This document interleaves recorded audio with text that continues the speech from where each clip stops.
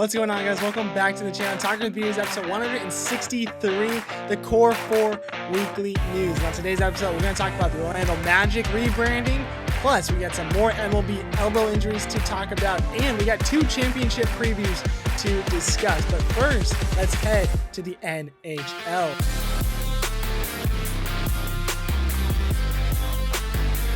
So we're starting this one off in the NHL. We got some news out of the New York Islanders. They pick up Kyle Palmieri on a new contract extension, 2 years, $4.75 million AAV, and Adam Boquist to 1 year, $850,000. I don't think this is too bad. I think Palmieri's been one of those staple guys in New York, so I think him coming back is definitely a good plus to that roster. Let's see, honestly, what they do with that first round pick. Are they going to trade it? Are they going to keep it? I'm hearing a lot of rumblings about them trading that first overall pick in the upcoming draft. So maybe they're going to booster that roster even more. But keeping Palmieri around for another season or two is definitely going to help out this team offensively.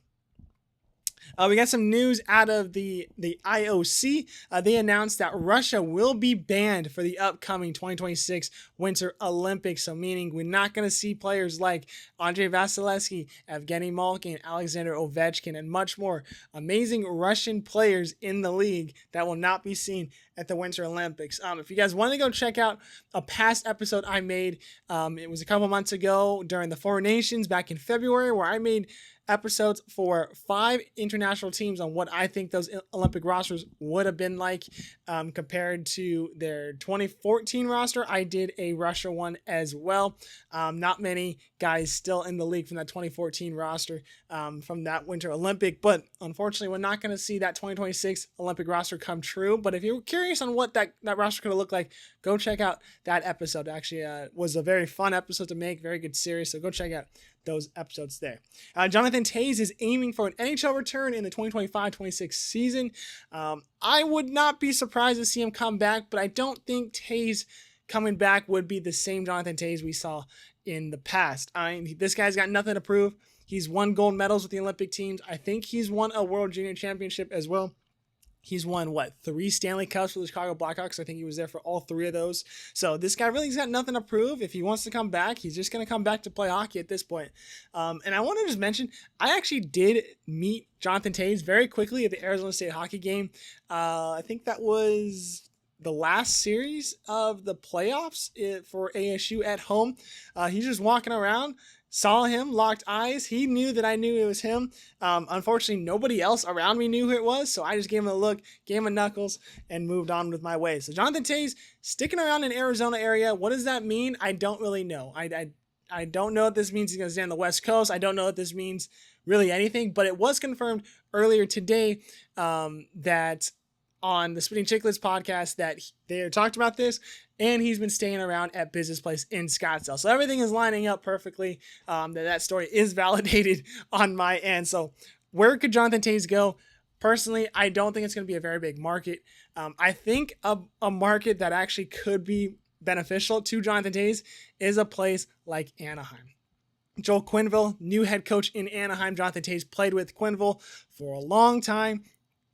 A market that's actually very quiet, doesn't really mind spending a little bit of money if they had to, but a guy like this, they're not going to spend that much. They have a lot of cap space. They could use him as a leadership depth role for how young this team is for the upcoming season and seasons to see with Anaheim. So I think this Anaheim team could be a very good possibility to have Jonathan Toews on that roster. I'm not personally a big Jonathan Toews fan, but I could see them using him in that lineup because Quenneville knows him, and we get a little bit of different leadership in that locker room for the young kids. So something to look there. Jesper Fast announced that he's going to be retiring from the game. 703 games played with Carolina and New York Rangers. Suffered a career-ending injury to his neck. Unfortunately, will not be able to play anymore. He was a 7th-round draft pick in 2010, scored 248 points in his career. So, unfortunate way to end your retirement, but hopefully your neck is fully healed and you get back to normal life. So, enjoy retirement, Jesper Fast. And lastly, let's talk about the Stanley Cup preview. We got a rematch of last year's Florida versus Edmonton matchup. Last year went to 7 games, one of the more historic series if it would have ended in Edmonton's way. 3-0 series lead for Florida ended up coming all the way back was Edmonton to force a Game 7. They lost in the finals in Sunrise, Florida. Florida wins their first championship there. This year, roles are a little bit reversed. Game 1 will be in Alberta. That will be on Wednesday. And honestly, the journeys have been very hectic for both sides. Game 1 for Edmonton was not good against LA. Ended up losing Game 1 and Game 2 and looked like they were not going to be able to come back. Rattled off 4 straight, beat LA in 6. Then they go over to Vegas, beat them in 5 games, and they beat Dallas in 5 games. So it started off very bumpy, ended up getting a lot easier for Edmonton as the series went on. For Florida, on the other hand, they got it through Tampa in 5 games. Very easy first series for them. Second series was a barn burner. 7 games against Toronto, ended up beating them there. And honestly, I thought it was going to take a lot out of them. Got into Carolina in the Eastern Conference Finals. Only lost 1 game, won it in 5. Really no competition between them and Carolina there. So both teams getting it done in 5 games in the Western and Eastern Conference Finals. What is my prediction for this series this year? I think we're going to see another 7-game series. I would not be surprised to see the home teams win the first 4 games and maybe alternating between the last couple games of the series. And I think it's going to go Florida's way. I'm going to go Florida in 7. I'm going to take the goaltending of Bobrovsky over Skinner every day of the week. And I think offensively, they both have great opportunities to score. So I don't think that's going to be a problem. It's going to be goaltending. It's going to be defense. I think defense could be leaning 50-50. Honestly, I think a little bit edge to Florida. But overall, it's going to come down to goaltending. Give me Sergei Bobrovsky. Give me the Florida Panthers win back-to-back Stanley Cups against the same exact opponent as last year. So that will do it for NHL Talk for this week. All right, let's move on to the MLB. We'll start off with the injury report. Houston's Ronel Blanco will be out for the season with elbow surgery. Atlanta's AJ Smith-Shawver had a torn UCL. They're still deciding whether he wants to go TJ surgery or internal brace procedure. Most likely, he is done for the season. New York Yankees' Luke Weaver will be on the IL for 4 to 6 weeks with a hamstring injury. And Arizona's Corbin Burns is on the 15-day IL with elbow inflammation. So what's going on with the elbows? I don't really understand it. I think a lot of the analytics guys are saying we need to throw faster. We need to throw more spin rate here. And guys are getting so laser focused on that, and the elbow injuries are going out of the way there. The most scariest part with all these is the one that Corbin Burns had. You could read his lips on the interview that he had on the mound with the trainer. He said, "My elbow is done," and it's scary to see that, especially with how high profile of a pitcher he is. I think it's just going to get worse, and we got to figure out a way to slow this rate down because we've seen a lot of elbow injuries this season, and I don't think it's going to slow down anytime soon. The Dodgers made a couple of moves. They announced that Evan Phillips will be done for the season. He also will need TJ surgery. But because of that, they picked up a new relief pitcher from Cincinnati, Alexis Diaz. He used to be the closer in Cincinnati. I think him getting into that bullpen for Evan Phillips could be a really good setup, man, for Kopech. Only time will tell, though, so we'll see what Diaz gets to do in LA. The Angels announced that they DFA'd Tim Anderson and signed Chris Taylor, the ex-Dodger over there. Honestly, nothing really exciting there. Just wanted to announce that. Tampa Bay also announced that they signed pitcher Kyle Gibson to Major League contract. The last thing to talk about when it comes to roster moves, San Diego is actually rumored to be looking into Boston Red Sox Jarren Duran, outfielder for the team. I think Duran's a very good player. I think he's underrated. Not a lot of players talk about him. Not a lot of people talk about him. And I think San Diego could be a very good spot for Duran. My question is, where is he going to fit in the lineup, and who is going to be moving for that? Because I think they got a lot of pieces there, but I think they really like a lot of their pieces that they do have to offer for Boston to say yes. So it's going to be prospects most likely at that point. How's their farm system? Is anything really exciting for Boston to send Duran that way? Because Duran's one of their best players. So it's going to take a lot, but that is the rumor right now. Padres potentially getting Jarren Duran. And big news, Colorado has had the worst season in MLB history up to this point. They have finally reached the 10-win mark. Congrats to the Rockies. That is the worst season I think I've ever seen in my life when it comes to any sports. And we've seen teams go 0-16 in NFL, but to go to 10 wins and they only achieved that yesterday. We're over 60 games into the season for most teams. This is very bad. With this kind of pace, though, for the Rockies, there's rumors that they could be eliminated from the playoffs before the All-Star break, which is uncalled for. I don't think anybody would expect this. So we'll just have to see. But I'm very sorry for you Colorado fans out there, if there are any. I mean, I don't even meet many Colorado fans because they are just not a great fan base they're a great fan base, but they're not a great ran organization when it comes to success, especially in recent history. So we'll fingers crossed that they at least make the All-Star break and the playoff hunt for the Rockies.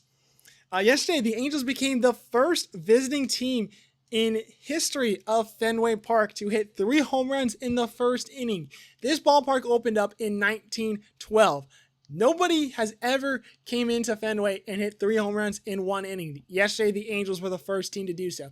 To me, that is mind-boggling. It's a weird stat to throw out there, but 1912, the stadium's over 100 years old, and nobody has ever done that. That is amazing. Crazy, crazy numbers to look out there. And the last thing, Seattle announced yesterday that Randy Johnson's number 51 will be retired next season for the team. So congrats to you, Randy, on again, amazing career. I think he's got his number retired in Arizona. He's going to get his number retired in Seattle. All right, let's head to the world of soccer. Not a lot to talk about, but we'll start off with the Champions League finals. PSG versus Inter Milan finals was on Saturday. PSG smoking the competition 5-0, one of the most lopsided wins in a finals history. Goals from Hakimi, Mayola, the big K Kvaratskhelia. I don't even know how to say that. I'm not even going to try it. That's the best I'm going to say it. And 2 from Duce scoring in that one. PSG looked great all season, looked great with the Champions League lead up to that. And they became the 9th team in history to win the treble, which is the 3 major trophies you can win in one season for a club. They joined Celtic, Ajax, PSV, Man U, Man City, Barca, Inter Milan, and Bayern Munich. So congrats to you, PSG. A historic season. It's their first Champions League title ever, too. So congrats to you guys there. Barcelona announced that they have signed Lamine Yamal to 2031. The kid's only going to be about, I think, 24, 25 when that contract's over. This kid's unbelievable. I think he's probably one of the best current players in the world right now. There's a lot of great players. You got Messi, Ronaldo, obviously, but then you got Kylian Mbappe and you got Lamine Yamal. And I think this kid might be the best player currently in the world. So that's a big contract signed by Barca, but it's definitely going to be one that helps out Barcelona in a big way. And the last thing I'm talking about, the Gold Cup. That starts up this summer in the United States. But we only got some U.S. news here. Florian Balogun, DeJon Jones, and Sean Zardaski will be out for the tournament.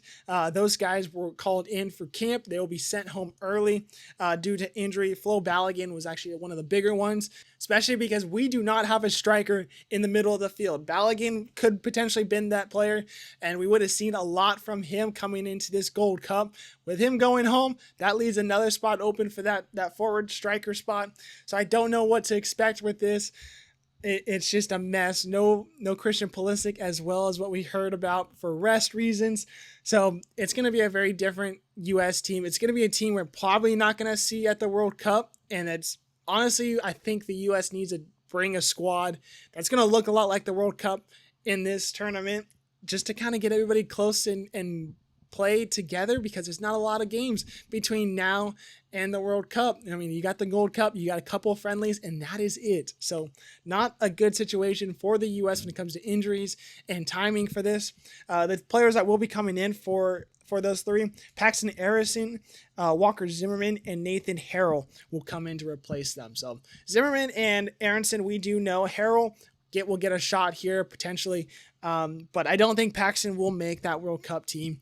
just on the younger side, I think there's a couple better options. Zimmerman could be a guy that we see make that squad. He's playing in MLS. He's not one of those top guys anymore when it comes to defensive picks for the U.S., but who knows? Maybe he does impress here at the Gold Cup and gets Pochettino's good side, but not a good situation for the U.S., especially coming up in this big tournament for the Gold Cup. All right, let's head to the NBA. We'll start off before we get into the finals preview. We'll talk about this new Orlando Magic rebranding. We don't talk about NBA very often, but we get a brand new rebrand, new jerseys, new logos, new word marks, sort of new colors as well. We definitely got to talk about it on the podcast. So Orlando Magic did a complete rebrand, something I did not hear about at all. I don't follow the NBA as closely as some of these other leagues, so maybe there was a lot of rumblings about them getting a new look. But this upcoming season, they will get a new logo and jerseys. The colors have pretty much stayed the same. We're going to see the black with the white, the silver. The blue shade is a little bit different. Really, honestly, not that noticeable for the casual fans. But we'll start off with the primary logo. It's a basketball with stars trailing behind it. Kind of looks like it's got the movement of the past logo, but not as evident. It's in for the most part, a circle with the word mark around the logo. What do I rate it out of 10? I give it a 2.8 out of 10. I think it's boring. I think the past logo looks a lot better than this one. The secondary logo, it's a basketball with the star behind the ball. Reminds me a lot of the Dallas Stars logo, the star with the D in the middle. This is a star with the basketball in the middle. I think the Stars logo looks better. It has more dimension, has more movement to it. This just does not do it for me. 1.1 out of 10. I think it could have been executed a lot better. There's just nothing to it. It's just a basketball with a weird points around it resembling a star. Not a very good secondary logo in my eyes. The word marks, very simple font, nothing special. The A still has a star there, but nothing special with the font. 0.5 out of 10, not executed well at all. Now let's head to the jerseys. We'll start off with the black and blue jerseys. The top half of the jersey is a blue top. Underneath that blue is a diagonal script of the new Magic font. The Magic font looks okay on the front. It does split up the two jerseys, so we had two separate looking jerseys, the top being blue, the Magic across the front with the black outlined in some silver. Then we got some pinstripes down the bottom. Black jersey with white pinstripes. Honestly, it's too much going on. I do not like the look of that. 0.5 out of 10 for me. I'm sorry, just not a fan of that. I think the white numbers are the only positive here. It does pop on that front of the jersey, but honestly, just not a good look. We head to the white jersey where it's black pinstripes on the jersey, blue font on the front, blue and white outline around the collar and the arms. It looks okay. I think it's still missing something for the most part. 4.7 out of 10. Just not there. And we had to the blue jersey, which I think is the best of the three. It's white pinstripe with a white font on the front, and the collar and arms have the black and white outlines similar to the white jersey, just with the other colors instead. I give it a 4.9 out of 10. Still do not like it, but it is the best of the three in my opinion. So overall, what do I think of this rebrand? I think it's awful. I think the rebrand went the total opposite direction of what rebrand should do. I think the last logos honestly weren't all that great. I think they were outdated. I'm not a huge fan of Orlando Magic branding in general, but I think that branding in the past is a little bit more iconic looking and feels more Orlando Magic than this branding. I do not know why they're going this route. The Orlando Magic aren't a very exciting team, not an exciting brand, not really ones that you find a lot of fans of, especially out here on the West Coast. So overall, I think they went the opposite direction, and unfortunately, I just think it was a big miss. So that's a tough reaction to a cool rebrand, but it's not done well by Orlando, so that's tough there. But let's get into the better news. Championship previews, NBA Finals, OKC, Indiana. Two teams I think most people kind of expected, but kind of didn't. Indiana, I think, was probably the third or fourth most expected team out of the West, or out of the East, excuse me. OKC beating the best team in the West, and they honestly showed it all playoff longs. Their journey was pretty simple. I mean, they swept Memphis round one. Denver and OKC A lot of people had Denver winning that series. OKC got out of that one in 7. Last one, Minnesota in the Western Conference Finals, they beat them in 5. They've been breezing through these series for the most part, outside of the Denver series. For Indiana's journey, they've done the total opposite. A little bit more hectic, but still pretty sufficient when it came to games. They beat Milwaukee in 5. They beat Cleveland in 5. A lot of people said Cleveland was going to be a potential team in the playoffs. Them and Boston, they didn't have to face Boston, luckily, because they had to face the Knicks. They beat them in 6. Some big games from Tyrese Halliburton. Really looked good all series long when it came to that Knicks one, and honestly all playoffs. So both teams had done very well when it came to playing against their teams that they should have potentially lost to, and they were able to get it done. So OKC, Indiana, what do I expect from this series? I'm going to say it's going to go 6 games, and I'm going to go Indiana. I think OKC is a very good team. I think they're just missing just a little bit. I'm a little bit more excited for Indiana to watch them play than I am for OKC. So I'm going to take the Pacers in this one. I think it's going to be a very good series. I can see this one going 7 as well, but I think anything honestly can happen. OKC, a very exciting team. Don't really expect them to make it this far, and they didn't. So I think honestly anything can happen. But game 1 is on Thursday in Oklahoma City. So that's something to watch out for this upcoming weekend. Oh, I forgot to mention, last thing to talk about, the Knicks. They have fired their head coach, Tom Thibodeau. He went to the Eastern Conference Finals for the first time in 25 years for the team, made playoffs for the last 5 years, and made consecutive 50-plus win seasons for the team since the 90s. So why are they getting rid of him? I do not know. Very interested there to see where Thibodeau goes, because he's going to get another job for sure. Great head coach for the Knicks. All right, let's head to the games of the weekend. We're going to start off with the MLB, Cubs versus Tigers, 2 very good teams going up against each other. For the NBA, Game 2 of the Finals, Sunday at 5 p.m. ABC. For the MLS, we got LAFC versus Kansas City, Sunday at 6 a.m. PGA, we got the RBC Canadian Open, that's starting on Thursday. And NASCAR, Michigan International Speedway, Sunday at 11 a.m. Prime Video. Watch Prime Video broadcasting. It is a great broadcast, good panel, really good, not having a lot of commercials there, so that's really awesome. Between Fox and NBC, they have a lot of commercials. Amazon Prime Video is killing it with this NASCAR broadcast, so if you guys have time, check it out. It's definitely worth watching, and they said they have a free trial right now for 30 days, so you can watch this plus the next 2 races that will be on Prime Video the following 2 weeks. So if you want to try it out, might as well try it out right now. All right, guys, that would do it for this episode. Thank you guys for listening. 163 episodes in the books.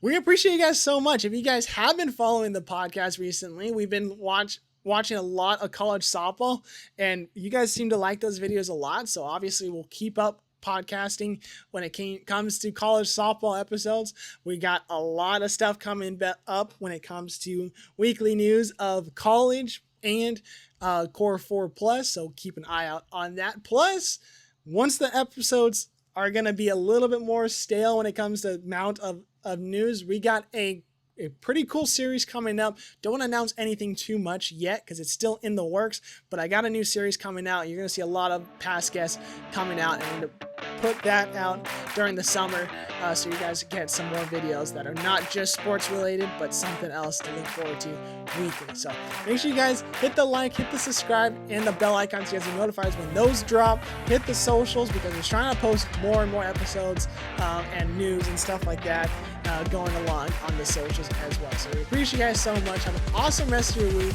and we'll see you guys later.